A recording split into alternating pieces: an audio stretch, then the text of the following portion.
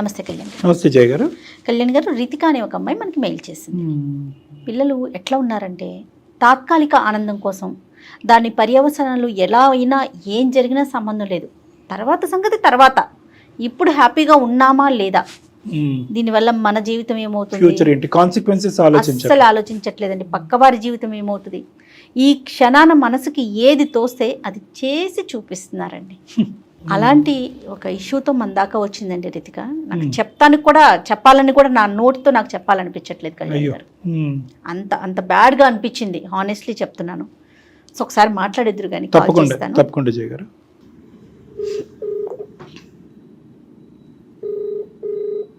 Hello hello Ritika గారమ్మా, నేను జయాని, Suman TV అందమైన జీవితం ప్రోగ్రామ్ నుంచి కాల్ చేస్తున్నాను. మేడం మీరా? థ్యాంక్ యూ మేడం, చాలా thank you so much phone చేసినందుకు. ఓకే అమ్మా, నాతో పాటు డాక్టర్ కళ్యాణ్ చక్రవర్తి గారు ఉన్నారు. మీరు మెయిల్లో ఏదైతే అంశాన్ని పెట్టారో అది పూర్తిగా ఎలాంటి అబద్ధం లేకుండా క్లియర్గా ఒకసారి డాక్టర్ గారికి చెప్పండి. Okay madam. రైట్ అమ్మ రితిక, నమస్తే సార్. చెప్పమ్మా. మా సమస్య ఏంటంటే అది ఎలా చెప్పాలో కూడా తెలియట్లేదు సార్. ఒక చిన్న మిస్టేక్ నా వల్ల జరిగింది. అది మిస్టేక్ కూడా కాదు సార్, నేనే చేశాను, నా చేతుల్లో నేను చేశాను. ఎంతమ్మా నీ వయసు ఎంత? 26. 26. అంటే ఈ మిస్టేక్ ఏంటమ్మా, మీ జీవితంలోనా వేరే వాళ్ళ జీవితంలోనా? లేదు సార్, నేనే వేరే వాళ్ళ జీవితంలోకి వెళ్ళి వాళ్ళ జీవితాన్ని కొంచెం స్పాయిల్ చేయాల్సి వచ్చింది. చెప్పమ్మా, వివరంగా చెప్పు. నేను బెంగళూరులో సాఫ్ట్వేర్ లో వర్క్ చేసేదాన్ని సార్. ఓకేనమ్మా. అక్కడ ఒక అబ్బాయి పరిచయం అయ్యాడు, సతీష్ అని. తనకి ఆల్రెడీ మ్యారేజ్ అయిపోయింది సార్, ఒక పాప కూడా ఉంది. ఆ విషయం నాకు తెలుసు, ముందే అన్ని తెలుసు మీకు? తెలుసు సార్. కానీ పరిచయాలు పెట్టుకుంటారు. ఫస్ట్ ఫ్రెండ్స్ లానే మూవ్ అయ్యాం. తర్వాత ఉండే కొద్ది ఏంటంటే నాకు ఈ సొసైటీని చూసి, ఆ అబ్బాయిని అందరినీ చూసి తన బిహేవియర్ కొంచెం మంచిగా అనిపించింది సార్ నాకు. పెళ్ళైన వ్యక్తి అయినా కూడా? అవును సార్. ఫస్ట్ నేను ఫ్రెండ్ అని అనుకున్నాను, కానీ అది తెలియకుండానే తన మీద అది ఇష్టం చాలా ఎక్కువైపోయింది సార్. తెలియకుండా ఎందుకు అవుతుందిలే అమ్మా, తెలిసే అయ్యి ఉంటుంది. ఇష్టం అంటే ఇష్టం అంటే ఇంకా తను లేకపోతే నేను ఉండలేనేమో అన్నంత పీక్స్ కి వెళ్ళిపోయింది సార్. అది నీకు ఇష్టం, అతనికి కష్టమా, ఇద్దరికి ఇష్టమేనా? నాకే ఇష్టం సార్. నేను చెప్పాను తనకి, లేదు నాకు పెళ్లి అయిపోయింది, నాకు పాప ఉన్నది, నా లైఫ్ వేరని తను నాకు చెప్పాడు. కానీ నేను తీసుకోలేకపోయాను సార్. తను లేకపోతే ఇంకా నేను ఉండలేనంత స్టేజ్ కి నేను వెళ్ళిపోయాను. అంటే ఉండలేకపోతే ఏంటమ్మా, చచ్చిపోయేంత పనా? అవును సార్. అవునా? అవును సార్. బానే చెప్తున్నావు, పోన్లే నిజాయితీగా చెప్తున్నావు. అంతా వన్ సైడెడ్, నీ సైడే. అవును సార్. నేను తనకు ఒక రోజు చెప్పేశాను సార్, నువ్వు అంటే చాలా ఇష్టం, అది అందరు అబ్బాయిల మీద రావట్లేదు, నీ మీద చాలా ఇదిగా వస్తుంది నాకు, నువ్వు లేకపోతే నేను ఉండలేకపోతున్నాను. ఇట్లా చెప్పిన దగ్గర నుండి తను అవాయిడ్ చేయడం స్టార్ట్ చేశాడు సార్ నాకు. అదేలేండి. నేను మెసేజ్లు చేసిన తను రిప్లై ఇవ్వకపోవడం, అంతకు ముందు చూపించిన కేరింగ్ అవంతా తను నన్ను కొంచెం అవాయిడ్ చేసేసరికి ఇంకా నేను తను తట్టుకోలేకపోయాను సార్. కేరింగ్ అంటే తను ఫ్రెండ్ గా మూవ్ అయినా నేను దాన్ని తప్పుగా అర్థం చేసుకుని అది లవ్ గా నేను ఫీల్ అయ్యాను సార్. తను అవాయిడ్ చేయడం స్టార్ట్ చేసేసరికి నేను సూసైడ్ అటెంప్ట్ కూడా చేయాల్సి వచ్చింది సార్. అటెంప్ట్లా సార్? ఒక అటెంప్టా, చాలా అటెంప్ట్లా? చాలా సార్లే చేశాను సార్. ఒకటైనా సక్సెస్ అయిందా? సక్సెస్ అయ్యింటే ఈ రోజు మాతో మాట్లాడి ఉండేదానివి కాదు. సక్సెస్ అవ్వలేదు సార్. ఆత్మ మాట్లాడి ఉండేది మాతో. సక్సెస్ అవ్వలేదు, చేసుకోవటానికి కారణం ఏంటి? నిజంగా చనిపోవటానికా, లేదంటే అతని చుట్టూ ఉచ్చు బిగించడానికా? తనని నా వైపు తిప్పుకోవాలనే సార్. తిరిగాడా? చాలా నచ్చ చెప్పాడు సార్, నేను వినలేదు. నేను మెంటల్ గా ఫిక్స్ అయిపోయాను, ఇంకా తను నాకు కావాలి అని. నువ్వు మెంటల్ గా ఫిక్స్ అయ్యావా? మెంటలా నీకు? నీ ఉద్దేశం ఏంటమ్మా, పెళ్లి చేసేసుకుందావా నాతోనే? అనుకున్నాను సార్. సెకండ్ వైఫ్ గా తను నన్ను తీసుకున్నా సరే దానికి కూడా నేను రెడీ అయ్యాను సార్. సెకండ్ వైఫ్ స్థానానికి రెడీ అయ్యాను సార్. మరి ఫస్ట్ వైఫ్ ఒప్పుకోకుండా రెడీ అయిపోయావా? అది నేను అప్పుడు ఆలోచించలేదు సార్. ఫస్ట్ ఏమనుకున్నా అంటే తను నాకు కావాలి, నేను తనని దక్కించుకోవాలి. తర్వాత జీవితాలు చిరుగుతాయి. మెంటల్ నేను ఏం చేశానో కూడా నాకు తెలియదు. తనతో నేను మాట్లాడాను, తను వినట్లేదు. నాకు ఆల్రెడీ లైఫ్ ఉంది, నీ లైఫ్ వేరు, నా లైఫ్ వేరు, నీకు మంచి ఫ్యూచర్ ఉంది తను చెప్పినా లేదు నాకు నువ్వే కావాలి. ఎట్లా అంటే ఇంకా తనకు ఒక టార్చర్ లో అయిపోయాను నేను. ఫైనల్ గా అబ్బాయి నీ ఉచ్చులో పడే ముందు, అంటే నీ యొక్క హెరాస్మెంట్ లోనో శాడిజం లోనో ఇంకేం చేయలేక ఇందులో పడే ముందు ఎంత టైం పట్టిందమ్మా? ఎంతకాలం నువ్వు అతన్ని ఇలా వెంటాడావు? 1 year సార్. ఓయ్ బాయ్, ఆ అబ్బాయి నిజంగా 1 year రెజిస్ట్ చేశాడా? తప్పుగా అనుకోకమ్మా, ఇది ఫిజికల్ వాంచా లేదంటే? ఫిజికల్ గా కూడా చాలా, అంటే తనని ఇంకా నేను దక్కించుకోవడం కోసం నేను చాలా, ఇంకా ఎట్లా చెప్పాలంటే ఇది ఇంకా చెప్పిన తప్పులేదు సార్, చాలా దిగజారిపోయానని చెప్పొచ్చు నేను. ఎందుకంటే నేను చేసిన పని అలాంటిది కదా సార్. దిగజారిపోయానని చెప్పినా కూడా తప్పు లేదు. ఒక అమ్మాయిగా షేమ్ గా ఫీల్ అవ్వాలి నేను, కానీ నేను చేసింది తప్పు కాబట్టి దాన్ని నేను ఒప్పుకుంటున్నాను సార్. ఈ అబ్బాయితోనేనమ్మా ఇంక ఇలా అడుగుతున్నాను పచ్చిగా, ఇంకా చాలా మంది ఉన్నారు పెళ్ళైన మగవాళ్ళు? లేదు సార్, తనకు పెళ్ళైందని తెలుసు కూడా తనని చాలా ఇష్టపడ్డాను, అది తప్పే సార్ నాకు ఈ తెలుసు. స్పీడ్ లో నీకు ఎవరు చెప్పలేదా? అమ్మ నాన్న గానీ, ఫ్రెండ్స్ గానీ, స్నేహితులు గానీ? చెప్పారు సార్, నా ఫ్రెండ్స్ చెప్పారు, కానీ నేను ఫిక్స్ అయిపోయాను తను నాకు కావాలి అని. దీన్ని పిచ్చి అంటారు అని చెప్పారా నీకు ఎవరైనా? చెప్పారు మేడం. వాళ్ళ భార్యకి తెలిసి నువ్వు కావాలా, వాళ్ళ భార్య తెలియకుండా నువ్వు కావాలా? నువ్వు కాదు, అతను. అంటే నేను ఫస్ట్ ఏమనుకున్నానంటే ఎవరికి తెలియకుండా మెయింటైన్ చేద్దామని అనుకున్నాం సార్. నేను ఇట్లా సూసైడ్ చేసుకోవడం ఇవన్నీ చేయడం వల్ల ఇక తను కూడా నేను నిజంగానే చనిపోతాను అనుకున్నాడేమో తెలియదు సార్. ఓకే చెప్పాడు తను. బ్లాక్ మెయిల్ ప్రేమ అంటారు దీన్ని. అపార్ట్మెంట్ లో ఉండేవాళ్ళం సార్ ఇద్దరం, ఒక ఫ్లాట్ తీసుకుని ఉంటున్నాం ఇద్దరం, జాబ్ చేసుకునే వాళ్ళం, మంచిగా ఉండేవాళ్ళం. అట్లా ఒక 5 months కంటిన్యూ అయ్యాం సార్. ఒక రోజు తను ఊరెళ్ళాక మా ఇద్దరు ఫొటోస్ అవి వాళ్ళ వైఫ్ ఎలా చూసిందో తెలీదు, వాళ్ళ వైఫ్ ఫొటోస్ చూసింది. చూసి నా నెంబర్ తను ఎలా తీసుకుందో లేదు నాకు కాల్ చేసింది సార్. తను ఎవరు నువ్వు ఏంటి మెసేజ్లు అవన్నీ చూసిందో లేదో నాకు తెలియదు సార్. అన్ని చూసినట్టే నాతో మాట్లాడింది సార్ తను. నువ్వెవరు ఏంటి అసలు ఏమనుకుంటున్నావు, నాకు ఒక పాప ఉంది, నా లైఫ్ ఏంటి, నీకు ఎవరు దొరకలేదా, నా హస్బెండ్ దొరికిందా అని కొంచెం గలీజ్ గానే మాట్లాడింది సార్. ఆమె మీ పెళ్లి చేస్తాను రండి అనందా, నేను బయటకు లాగుతాను, నువ్వు ఎక్కడ ఉంటావు, ఏంటి నీ అడ్రస్ ఏంటని నాతో చాలా ర్యాష్ గా మాట్లాడింది సార్. 1 hour మాట్లాడింది. నేను చెప్పాను తనకి నీ హస్బెండ్ అంటే నాకు ఇష్టం, నువ్వు ఓకే అంటే ఇద్దరం ఉందామని చెప్పాను సార్. ఇద్దరు కలిపి ఉండటం ఏంటి, అది ఏమైనా హోటలా? ఫోన్ లో కాదు, ఒకసారి ఇద్దరం మీట్ అవుదాం అని చెప్పాను సార్. నేను ఎక్కడికి రావాలి అని అడిగితే తన ఇంటికి రమ్మంది సార్. నేను బయలుదేరి వెళ్ళాను వాళ్ళ హౌస్ కి. అప్పుడు అసలైన చూసేటట్టు అప్పుడు చూపెట్టి ఉండేది, ఊరుకుందా మరి? అంటే కొంచెం కొట్టింది సార్ నన్ను. కొంచెమే కొట్టిందా? చీపురు కట్టలేదా? పెద్ద గొడవ అయ్యింది. అదేంటంటే వాళ్ళిద్దరిది లవ్ మ్యారేజ్ అంట సార్. ఆ అమ్మాయికి వాళ్ళ హస్బెండ్ అంటే చాలా ఇష్టం అంట సార్. ఆ అబ్బాయికి కూడా అమ్మాయి అంటే ఇష్టమేగా, నువ్వు దూరేంత వరకు. అవును సార్. మరి దూరి పెంట చేసావు. ఇట్లా గొడవ అయిన తర్వాత ఆమె వెళ్ళిపోయింది సార్ ఇంట్లో నుండి. విడిపోయారు. నీతో కొట్లాడింది అని చెప్పింది, నువ్వేమన్నా ఆ కొట్లాట్లో ఇంకా అతనే నాకు భర్తగా కావాలి, మన ఇద్దరు భార్యలుగా ఉందాం అని అదే పట్టు. అన్ని తన్నులు తిన్న తర్వాత కూడా అవును సార్ చెప్పాను, నీకు ఇష్టం ఉంటే నేను ఇట్లా ఉంటాను, ఎవరికి తెలియకుండా ఉందాము, నేను సీక్రెట్ గానే ఉంటాను, మీ ఇద్దరికి మధ్యకి ఇబ్బంది ఏం తీసుకురాను నేను, కానీ తనంటే నాకు ఎక్కడ సీక్రెట్ గా మంచం కింద ఉంటావా? ఏం మాట్లాడుతున్నావు అమ్మా? సీక్రెట్ గా అంటే ఎక్కడ? నేనేమనుకున్నా సెకండ్ వైఫ్ గా ఉన్నా పర్లేదు అని అనుకున్నాను సార్. ఉంటావు, పాయింట్ బానే ఉంది. ఎంతకాలం ఉంటారు ఎవరికి తెలియకుండా, ఎక్కడో లివ్ ఇన్ రిలేషన్షిప్, ఎక్కడో ఒక బయట ఎక్కడో ఎలా ఉంటారు, అలాగే ఎంతకాలం ఉందాం అనుకున్నారు? ఇంకో 5 months పాటు నీతో పాటు ఉన్నాడు, ప్రతిరోజు కట్ చేసుకుంటాను కోసుకుంటాను అని చెప్పి అతనికి ముక్కుకి గుడ్డ కట్టి అలా ఉంచావా? లేదంటే? అవును సార్, ప్రతిరోజు. అవును, తన వైఫ్ గుర్తు తెచ్చుకున్నా సరే నేను ఒప్పుకునేదాన్ని కాదు. సో ఎప్పటికప్పుడు ఆ అబ్బాయి బయట పడాలి అనుకున్నాడు కానీ నీతో సంతోషంగా ఉండాలని అయితే లేదు. ఫిజికల్ రిలేషన్షిప్ కూడా అతన్ని టైఅప్ చేయడానికి, కట్టిపడేయడానికి ఇచ్చినటువంటి ఆఫర్, అంతే కదా నువ్వు? ఏమ్మా అసలు ఏం ఆడపిల్లలమ్మా మీరు, ఎలా మాట్లాడాలి నీతో? సిగ్గేస్తుంది. మీ కన్న తల్లిదండ్రులకి తెలుసా తెలియదా? అసలు దుంకి చచ్చిపోతారు వాళ్ళు నీలాంటి బిడ్డను కన్నందుకు. ఏమ్మా ఏం లేదా, ఒక ఎత్తిక్ లేదా? నచ్చింది ఫిక్స్ అయింది కాబట్టి ముందుకెళ్ళిపోతున్నానంటే అవతల వాళ్ళ జీవితాలు, సంసారాలు. ఇప్పుడు నీ వల్ల వాళ్ళిద్దరు విడిపోయారు, నువ్వు హ్యాపీయా? నువ్వు హ్యాపీ అయ్యి ఉంటావులే, 2 భార్యల బదులు ఒకే భార్యగా నువ్వు ఇప్పుడు. ఇంకా అట్లా గొడవ అయిన తర్వాత వాళ్ళిద్దరు విడిపోయారని తెలిసిన తర్వాత నేను తనకు ఫోన్లు చేస్తే తను తిట్టాడు సార్ నన్ను. నేను నీకు ముందే చెప్పాను కదా, నీ వల్ల నా వైఫ్ నేను వదులుకోవాల్సి వస్తుంది, నా పాప ఫ్యూచర్ ఏంటి, నా వైఫ్ ఒక్కతే ఎట్లా చూసుకుంటది నా పాపని, మేము మంచిగా హ్యాపీగా ఉండేవాళ్ళం, నువ్వు మధ్యలో వచ్చావు, నేను నీకు ముందే చెప్పాను వద్దు, ఇది కరెక్ట్ కాదు అని నేను చెప్పాను. నేను తనకు ఒక మాట ఇచ్చాను సార్, ఎవరికన్నా తెలిస్తే నేను నీ మధ్యలో ఎలా వచ్చినా అలానే వెళ్ళిపోతాను అని చెప్పాను సార్. నేను తనకి మాట ఇచ్చాను. చీకటి బ్రతుకమ్మ ఇది, ఏం కండిషన్లు, ఏం రూల్స్ అండ్ రెగ్యులేషన్స్ ఇవి? అంటే ఎవరికన్నా తెలిస్తే కంటే జీవితాంతం ఇలా చీకట్లోనే ఉందాం అనుకున్నారా? తెలుస్తుంది అని అసలు అనుకోలేదు సార్. నేను నిజంగా తెలియకుండా ఉండాలనే అనుకున్నాను, కానీ తన వైఫ్ నట్టో బోల్టో పోయిందిరా నీకు, అర్జెంటుగా బిగించాలి అది. నాకైతే మాత్రం ఇదేదో, సారీ నేను ఇలా అంటున్నాను, ఆడపిల్లలతో ఇలా మాట్లాడను, ఇదేదో ఫస్ట్ అటెంప్ట్ ఎక్స్పీరియన్స్ లాగా నాకు అనిపించట్లేదమ్మా. నువ్వు ఈ ప్రయత్నాలు చాలా చేసి ఫైనల్గా ఒక బక్కరగాడు దొరికేటప్పటికి వల్ల వేసుకున్నావు. మరి నీకు మరీ అంత దిక్కులేనటువంటి పరిస్థితి ఏంటమ్మా? చదువుకున్నావు, సాఫ్ట్వేర్ ఉద్యోగం చేస్తున్నావు, ఆ అమ్మాయి అంత కొట్టి తిట్టినా కూడా అప్పుడైనా ఆ అమ్మాయి కాళ్ళ మీద పడి తప్పు ఒప్పుకుని క్షమాపణ అడిగి బయటికి వెళ్లకుండా ఇంకా నువ్వు అదే పాట పాడి బయటకు వచ్చేటప్పటికి వాళ్ళిద్దరు విడిపోయారు.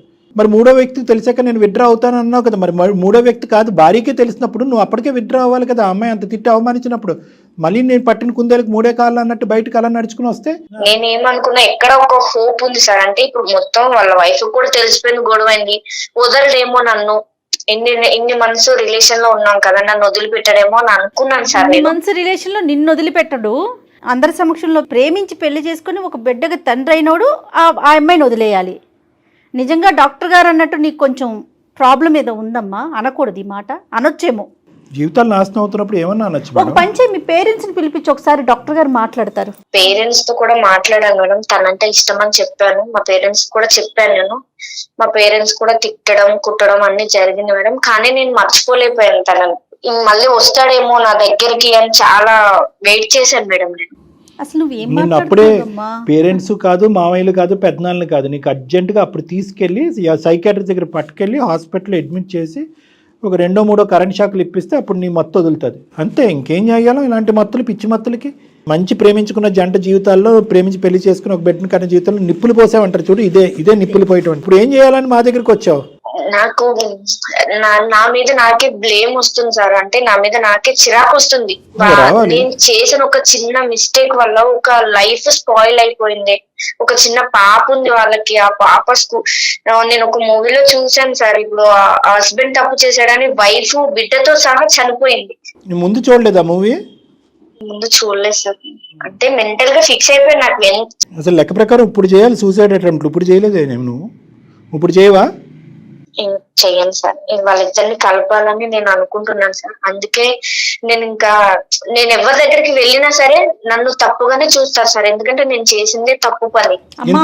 ఇంతమంది చచ్చిపోతున్నా, ఇన్ని జీవితాలు నాశనం అయిపోయిన బుద్ధిరాని నువ్వు ఒక సినిమా చూసి ఒక భార్య పిల్లలు ఇలా చచ్చిపోవచ్చు, ఒక ఆడది ఎంటర్ అవుతే కనుక అనేటటువంటి ఆలోచనతో మారిపోయి ఈ రోజు అందమైన జీవితం ఫోన్ చేసావు. అన్ని ఎక్స్ట్రీమ్స్ ఆ పిల్లలు. సినిమా మార్చేసిందమ్మా నిన్ను, జీవితాలు మార్చలేదు. కానీ ఇప్పుడు మాకు దానికి ఫోన్ చేసావు అంటే వాళ్ళిద్దరిని కలపమనా? అవును సార్. ఆ అబ్బాయి ఇంకా టచ్ లోనే ఉన్నాడా నీతో? లేదు సార్, తను నాకు కాంటాక్ట్ అవ్వట్లేదు. నీ కాంటాక్ట్ అవ్వట్లేదు. తన ఫ్రెండ్స్ అడుగుతున్నా సరే వద్దు, ఇక్కడతో వదిలేసే అంటున్నారు. అమ్మ దయచేసి అతన్ని కాంటాక్ట్ చేసే ప్రయత్నం మాత్రం చేయమాకు తల్లి, బతికుండని అతన్ని. ఆ అమ్మాయి టచ్ లో ఉందా? ఉంది సార్.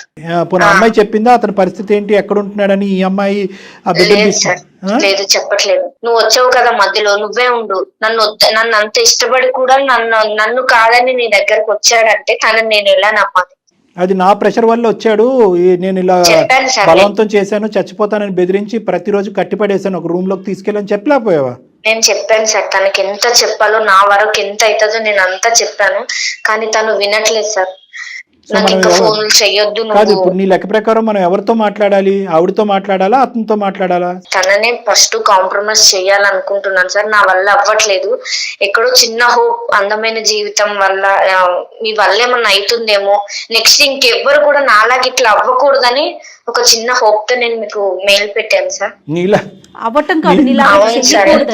ఇంత మాట్లాడినా కూడా ఇప్పుడు నువ్వు మాట్లాడేటటువంటి సానుభూతి ఉంది చూడు, సార్ నా వల్ల తప్పు జరిగింది, నేను పాపం చేశాను, ఇది నిజంగా నీలో వచ్చిన మార్పా, లేదంటే ఇక్కడతో ఇది అయిపోయింది కాబట్టి ఇంకొక హనీ ట్రాప్ ఎక్కడన్నా ఉంటుందా? వీటిని హనీ ట్రాప్స్ అంటారు. మరి ఇంకోటి ఏమన్నా ఉందా?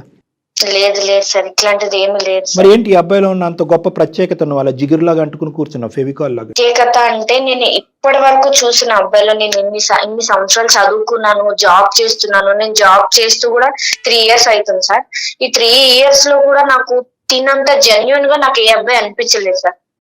ఇంకే అబ్బాయి అనిపించలేదు. 3 years లో ఒకటి కనిపించాడు, ఇంకో 5 years లో ఇలాంటి వాడు ఇంకోటి కనిపించాడు. ఏంటి అనే నా భయం. లేదు కాదు, ఇది కాదు. నువ్వు చేయవలసింది, ఆలోచించవలసింది ఏంటంటే మనసుకి ఏదో నచ్చింది కాబట్టి మైండ్ వాడేయటం మర్చిపోకూడదు. కాదు డాక్టర్ గారు, కళ్ళెళ్ళిన ప్రతి చోటకి నువ్వు వెళ్ళిపోతావా?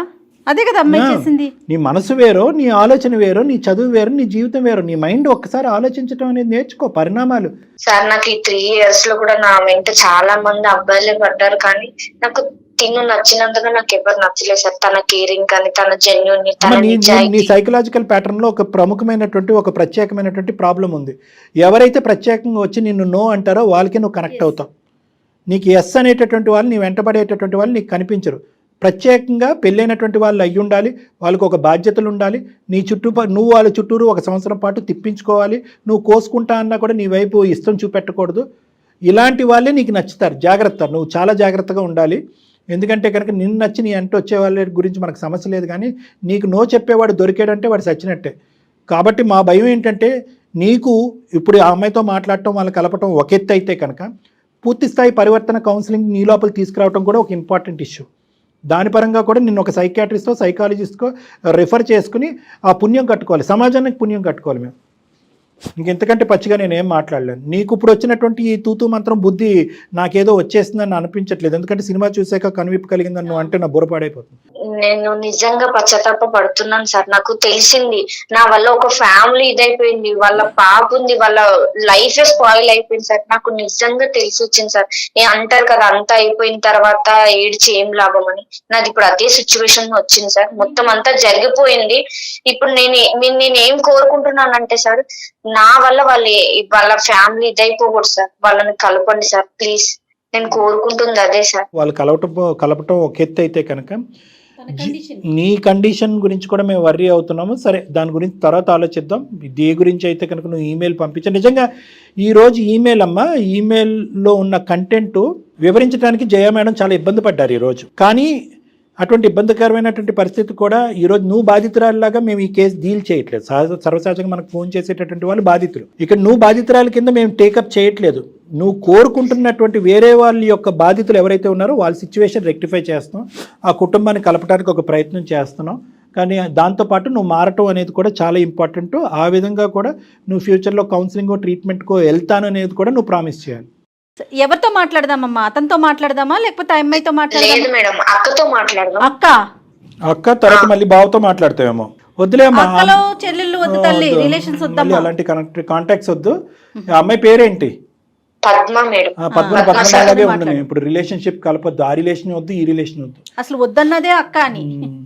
కలపమ్మ, కనెక్ట్ చేయి ఒకసారి. మరి ఓకే, మీకు అర్థమైందా కళ్యాణ్ గారు నేను ఈ మెయిల్ చెప్పలేకపోతున్నానని ఎందుకన్నాను అంటే అందులో ఆ అమ్మాయి వయస్సు, మాట్లాడే తీరు, మెచ్యూరిటీ కాస్త ఏదో ఇబ్బంది ఉన్నట్లుందండి, నాకు అట్లా అనిపించింది.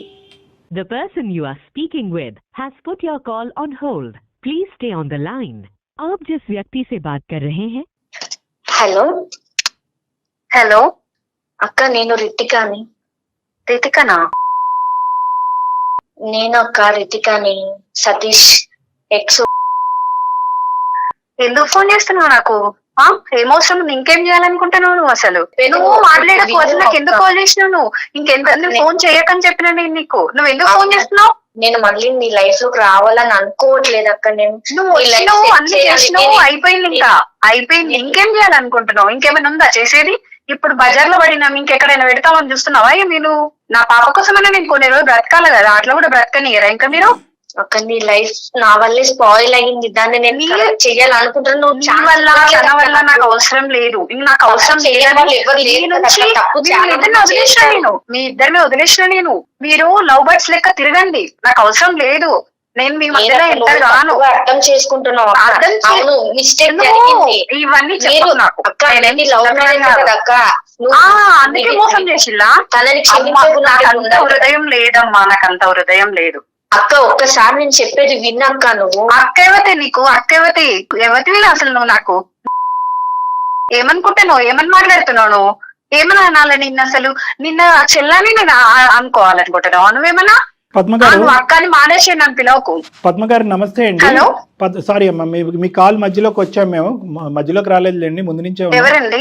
నమస్తే అమ్మా, నా పేరు డాక్టర్ కళ్యాణ్ చక్రవర్తి అమ్మా. మేము అందమైన నమస్తే అమ్మా, సుమన్ టీవీ అందమైన జీవితం అనే ఒక కార్యక్రమం ఉంది, మీరు చూసే ఉంటారు.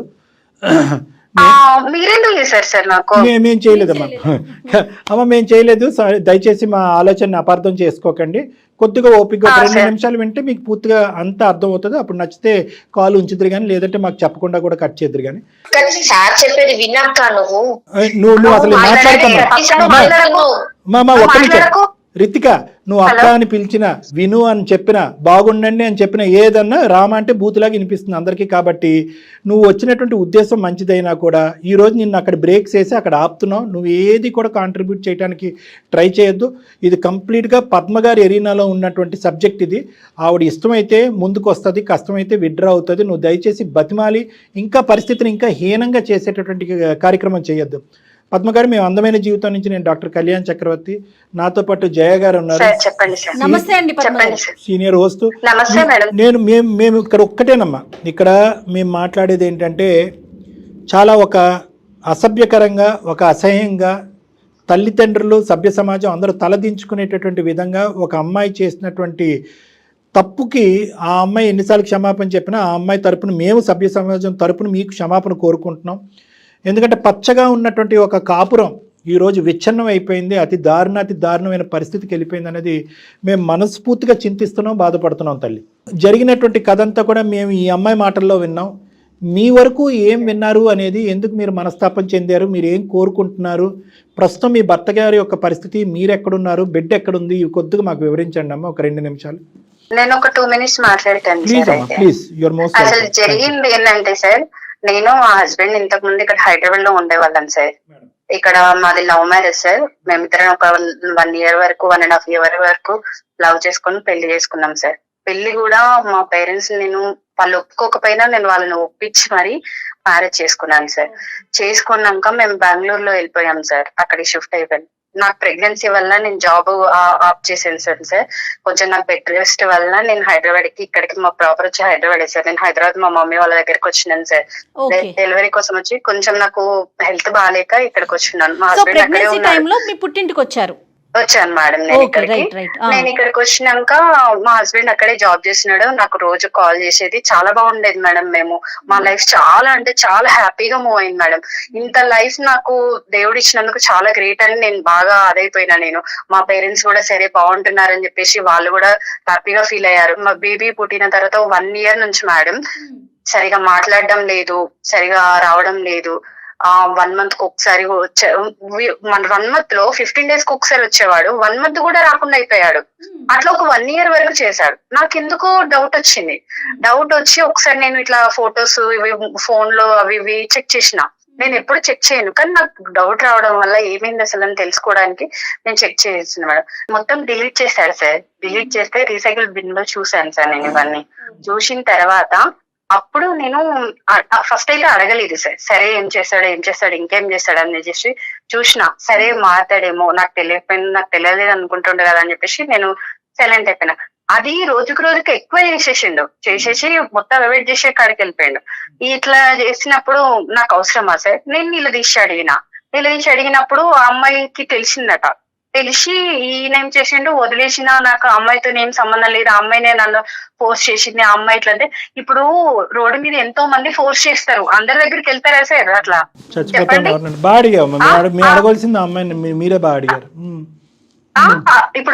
ఇప్పుడు నా లైఫ్ గురించి ఆలోచించాలి కదా. నేను ఆయన నమ్ముకొని వచ్చిన కదా సార్, నా పేరెంట్స్ ని వదులుకొని. ఇప్పుడు తను రమ్మన్నదని తన దగ్గరికి వెళ్ళిపోతాడు. అంటే నేను ఎట్లా కనిపిస్తున్నాను దానికి? అట్లా చేయడం పద్ధతి అవుతుంది సార్. నా సిచ్యువేషన్ నుండి ఆలోచించండి సార్. నా పేరెంట్స్ కి ఏం చెప్పాలి నేను? ఇవన్నీ అంటే మోసం చేయడానికి నన్ను పెళ్లి చేసుకుందైనా. అక్క తను నిన్ను మోసం చెయ్యలేదు అక్క, నేనే తన. నువ్వు మాట్లాడకు. నాకు టైం ఇచ్చినప్పుడు నేను మాట్లాడుతున్నా కదా. నువ్వు ఎందుకు మాట్లాడుతున్నావు మధ్య మధ్యలో వచ్చి? మాట్లాడకు. నీకు అర్హత లేదు. నాకు అక్క అని పిలవకు. ఇంకొకసారి చెప్తాను, నేను అస్సలే బాగోదు. ఇంకా చాలా చేసినాను నీ దగ్గర నుంచి, నేను చాలా చూసినా. ఇంకా అవసరం నాకు లేదు అసలు. రితిక, నువ్వు అక్క అనే పిలుపు పిలుస్తుంటే మాకు కూడా ఇరిటేషన్ వచ్చేస్తుందమ్మా. దయచేసి ఆ పిలుపు పిలవకు, అర్థమవుతుందా? వద్దు మేడం, ప్లీజ్. నాకు వద్దు. తనతో మాట్లాడే ఉద్దేశం నాకు అస్సలే లేదు. అసలు తను వస్తే మాత్రం నేను వెళ్ళిపోతా. ఇప్పుడు ఇక్కడ వచ్చి కాల్లో ఉండను నేను అసలు. రితిక, నువ్వు కొంచెంసేపు సైలెంట్ గా ఉండాలి. Okay madam. ఇట్లా చేసిండ్రు సార్ వాళ్ళు. సరే, ఆ అమ్మాయి ఫోర్స్ చేసిందంట సార్. ఫోర్స్ చేస్తే నువ్వు ఎట్లా వెళ్తావు? నేను కూడా ఇంకొక అబ్బాయిని చూసుకుంటా సార్. అలాంటి మాటలు ఎందుకులేమ్మా? ఏం సమాధానం చెప్పాలో కూడా మాకు బోధపడట్లేదమ్మా. అంటే అర్థం కావట్లేదు. అంటే సార్ మీరే అట్లా అంటే నా సిచ్యువేషన్ లో ఉండి ఆలోచించండి సార్. ఒక అమ్మాయిగా నేను ఇట్లా నా పాపను పట్టుకొని, ఇప్పుడు సార్ నాకు ఇవన్నీ అవసరం లేదు సార్. నా బేబీని నేను పెంచుకోలేనా? తను నాకు అవసరమా? ఆయన చేసిందని చెప్పేసి ఆయన అదిలో పడిపోయి నా బ్రెయిన్ కొన్ని రోజులు పని చేయలేదు సార్. నాకు ఏం చేయాలో కూడా అర్థమైతే లేదు.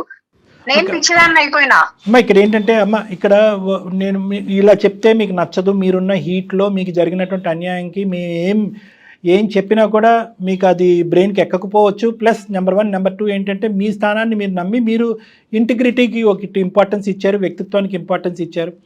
ఒక ఆడపిల్ల ఎవరో రోడ్డు మీద పోయేటటువంటి అమ్మాయి నేను చచ్చిపోతాను నువ్వు నన్ను ప్రేమించంటే వెళ్ళిపోయి ఒక భర్త వెళ్ళిపోయి ఉండిపోతాడు. ఇలాంటి ప్రశ్నలకి దేనికి కూడా మా దగ్గర సమాధానం లేదు. దేనికి కూడా మా దగ్గర సార్ ఎలా ఉంటాయి చెప్పండి. చేసేది కరెక్ట్ అయితే మనం కరెక్ట్ అనుకోవచ్చు సార్. కానీ ఈ రోజు పద్మ ఈ రోజు అది వాళ్ళు చేసింది ఏం కరెక్ట్ కదమ్మా. ఇంకా పచ్చిగా చెప్పాలంటే బూతు పని అది. ఓకేనా?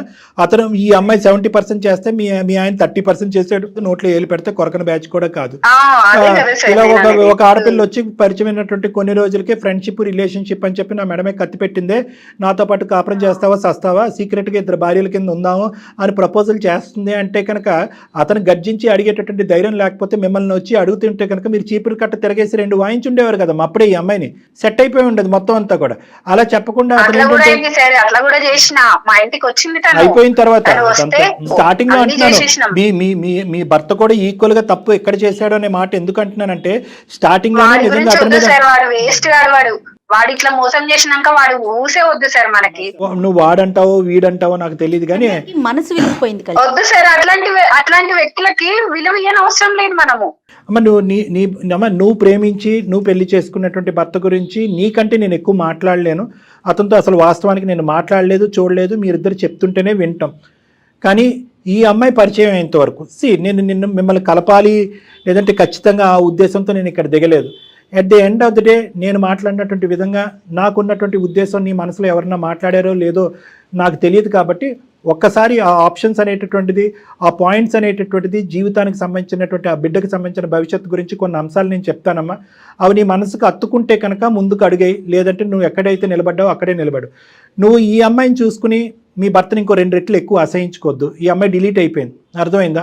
ఈ అమ్మాయి డిలీట్ అవ్వకపోయినా కూడా ఈ అమ్మాయిని ఖచ్చితంగా సొసైటీకి ఈ అమ్మాయి ఒక చీడపురుగు కింద ఉండకుండా ఈ అమ్మాయి మానసిక పరిస్థితి సరిచేసేటటువంటి ప్రయత్నం పూర్తి స్థాయిలో నేను చేస్తాను అనేటటువంటి విధానంగా నీకు వాగ్దానం చేస్తాను. ఈ అమ్మాయి కళ్ళ ద్వారా, ఈ అమ్మాయి మాటల ద్వారా, ఈ అమ్మాయి చేసిన పనుల ద్వారా నీ భర్తను చూడద్దు. నువ్వు ఎవరినైతే కనుక అసలు సిసలుగా ప్రేమించావో, నమ్మేవో, పెళ్లి చేసుకున్నావో, ఈ అమ్మాయి దూరేంత వరకు ఎంత చక్కగా మీ కుటుంబం ఉందో ఆ అబ్బాయి గురించే ఆలోచించమంటున్నాను. ఆ సతీష్ గురించే నేను ఆలోచించమంటున్నాను. ఇదంతా కూడా నేను ఒక బ్యాడ్ ఫేస్ కింద వర్ణిస్తానమ్మా. లేదండి సతీష్ యొక్క ఆలోచనలో కూడా బలహీనత ఉంది.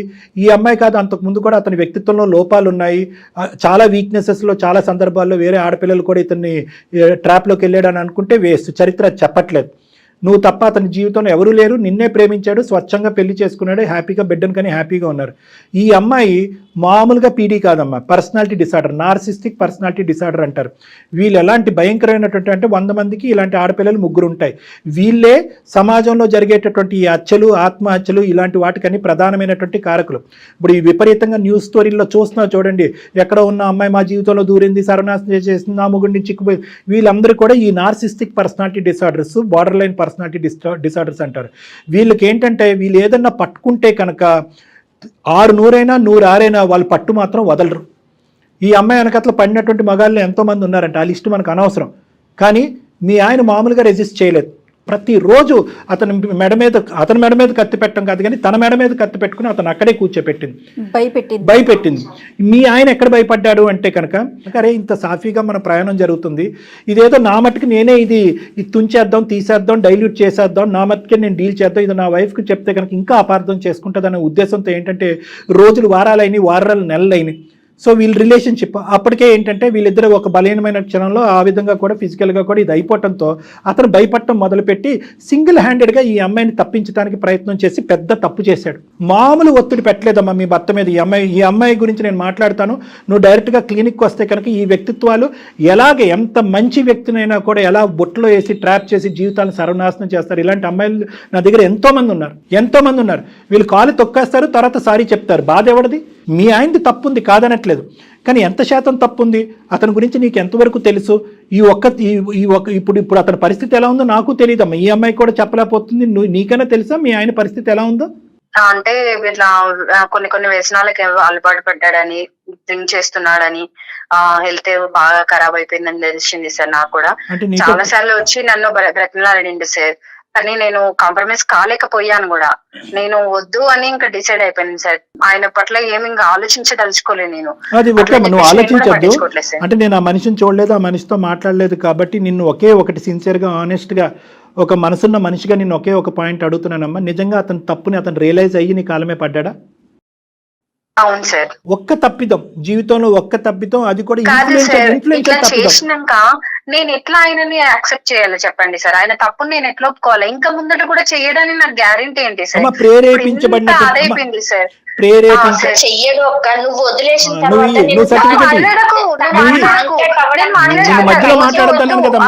లేదు, నాకు అవసరం లేదమ్మా. ఎవరి గురించి నాకు అవసరం లేదు. విస్తరలో అన్నం అంటే వడ్డించిన తర్వాత నువ్వు వచ్చి తూ అని అంటున్నావు. అమ్మా రితిక, నువ్వు మాట్లాడద్దు. నువ్వు ఇస్తావా సర్టిఫికెట్ మారేడని? వాళ్ళని కలపమంటావా వద్దంటావా? కలపమని చెప్తున్నా. తనకి వాళ్ళ హస్బెండ్, తన వైఫ్ అంటే చాలా ఇష్టం తనకి, అది నాకు తెలుసు సార్.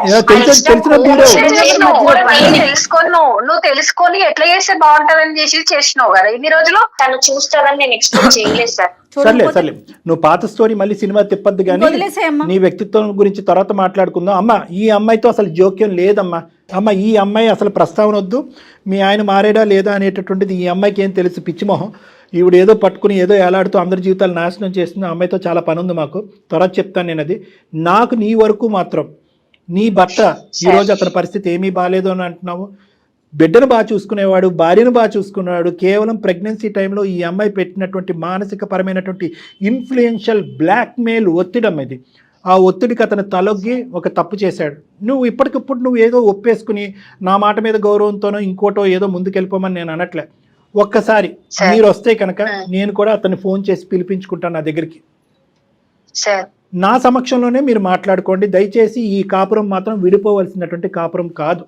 ఇలా అయితే కనుక మీరు కానీ ఈ బేసిస్ మీద విడిపోతే కనుక, ఇదే ఎగ్జాంపుల్ తీసుకుని ఇలాంటి ఆడపిల్లలు చాలామంది ఉన్నారు సమాజంలో. ఈ మొత్తం ప్లాట్ఫామ్ని, ఈ ఎపిసోడ్ని వాళ్ళకి కావాల్సినటువంటి విధంగా వాడుకుని అరే ఇలా పొల్ల పెడితే కనుక విడిపోతారనమాట అనేటటువంటిది ఎగ్జాంపుల్ కింద తీసుకుని ముందుకెళ్తారమ్మా.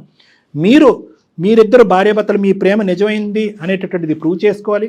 ఆ పిల్లకి ఒక చక్కటి తల్లిదండ్రుల కింద మారి ముందుకెళ్తాం అనేటటువంటి ఆలోచనతో ముందుకెళ్ళాలి. దానికి మీ ఇద్దరిని కలపడానికి ఏ వంతు ప్రయత్నం చేయమన్నా నా వంతు ప్రయత్నం చేస్తాను. ఏ స్థాయి వరకైనా వెళ్తాను. మార్పు రాకపోతే మీ ఆయన కూడా మొండిగా వ్యవహరించి ఏమి రియలైజ్ కానటువంటి మాట్లాడండి సార్. మరి మాట్లాడండి, ఫస్ట్ మీరు తనతో మాట్లాడండి సార్. తర్వాత నేను ఆలోచిస్తా సార్. నేను కూడా వెరీ గుడ్ అమ్మా, వెరీ గుడ్. అట్లీస్ట్ నాకు ఆ చిన్నపాటి అవకాశం ఇచ్చావు కదా, నేను దూరిపోతాను. నేను అనేది ఏంటంటే అతనికి ఫోన్ చేస్తాను. అతనికి ఫోన్ చేసి నా క్లినిక్ పిలిపించుకుని నేను మాట్లాడతాను. నేను ఫోన్ చేసినప్పుడు ఒక 2-3 సార్లు అతనితో మాట్లాడిన తర్వాత నువ్వు వద్ది కానీ ఇద్దరు ఎదురు కూర్చొని మాట్లాడుకుందాం.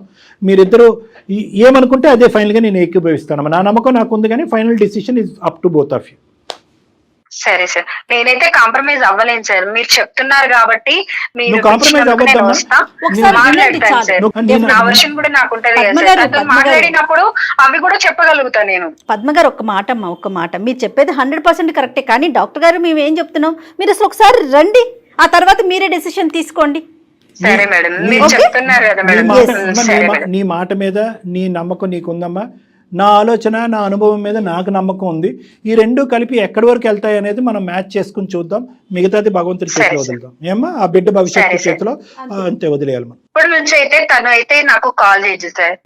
అది శూర్పణఖ సార్, శూర్పణఖ.